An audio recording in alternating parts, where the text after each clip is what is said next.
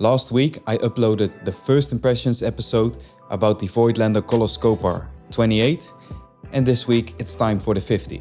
I've been using both of these lenses as my daily kit, and I've been doing that for a couple of months. So here are my first impressions about the Voigtlander Color Skopar 50mm, the 2.2 VM.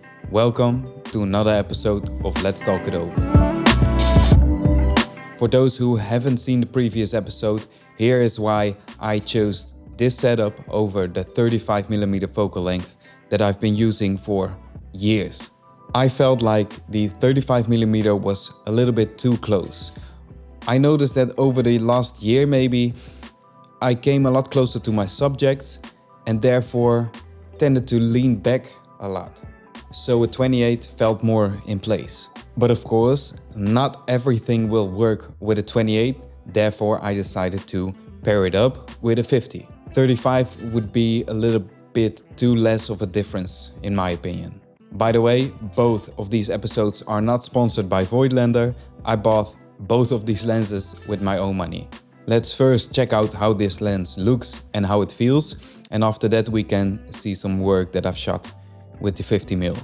I wanted this lens on my black M6, therefore I can switch really quick between bodies without having to change lenses. Therefore I chose the black version of this lens. There's also a silver version, and if I had only one body, I would definitely go for the silver one to match the 28 but also the silver M6. I was also a little bit worried about the silver ring on the black lens. Maybe it felt a little bit out of place on a black body, but after seeing it mounted, I don't think it looks bad at all. Feels a little bit like those new digital bodies with the silver mount. So yeah, really good fit on the black M6, and man, this lens is so small, especially for 50, and if you take the hood off, yeah, this lens is just crazy small. This lens hood also comes with the lens, which is made of metal, and I can't remember the last time Voigtlander included the lens hood, so yeah, that's a good thing. And with all the Voigtlander glass that I used and held, it feels like a solid piece of glass. This 50 is no exception on that. The numbers and distance scale are very easy to read, and the focusing tab just feels as smooth as it can be. A lot better than the 35 Ultron and almost the same as the 28. With the Ultrons, and I got two, there was a little dip in the focusing throw.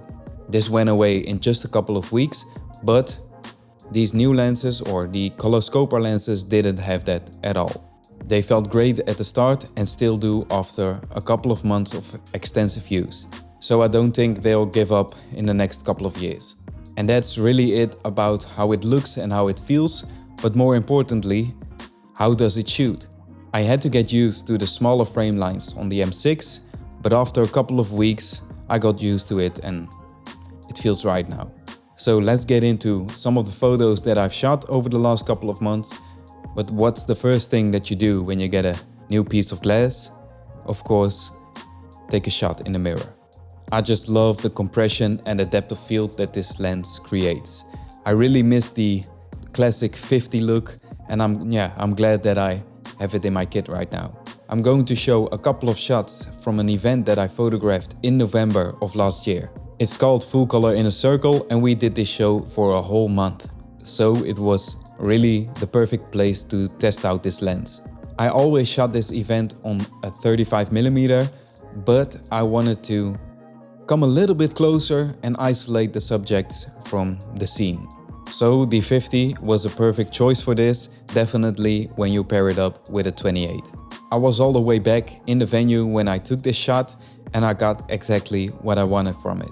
The compression is just right in my opinion. Also, this lens goes to 2.2 when you shoot it wide open, which is a little bit brighter than the 2.8 on the 28mm. So that was helpful too in some situations. In the next shot you can see the same effect that this 50 has when you're all the way back in the crowd. I can fit just enough in the frame but still have that 50mm look. I still think that for situations like these, a 90mm would also fit in my kit. But on a rangefinder it might get tricky. So yeah, what do you guys think? The 50 is performing really nice in these low light situations. It's sharp and it renders colors really great and is fast enough, definitely when paired with a faster film speed. I was a little bit worried about motion blur when taking photos closer to the subject, in this case the dancers who moved quite a lot and fast. With a wider lens, these movements aren't as obvious as with a closer focal length. Most of the photos that are shot during this event are taken with a shutter speed between 1/30th and 1/25th. So as you can see, with a little bit of good timing, you have no issues with it. This lens really made me create some different frames that I would normally take here, and I love that. In the next shot, again, a lot of movement, but I still managed to freeze it. And in this shot, the 50mm really isolates the subject from the rest of it.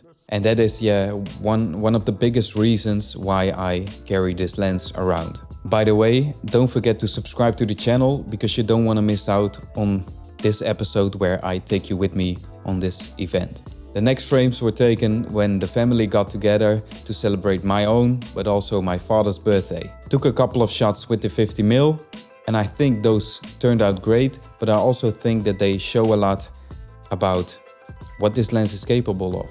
Very sharp, nice compression, but also really isolating the subject from the scene. You can also see that in the next one.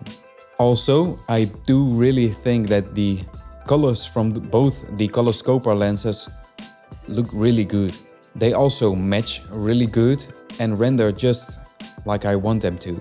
So if you are thinking about a setup just like this, I can really recommend it. So what do you guys think about the 50mm focal length? It's a classic look, right? It's also a focal length that the legendary street photographers used back in the day. For me, it's a little bit too close to be my go-to lens all the time. Therefore, I got the 28, but the 50 just fits in really well as the perfect companion to it. And that's it for the first impressions about this lens. I need to put a lot more rolls through it to make a full review, but let me know if you guys are interested in that.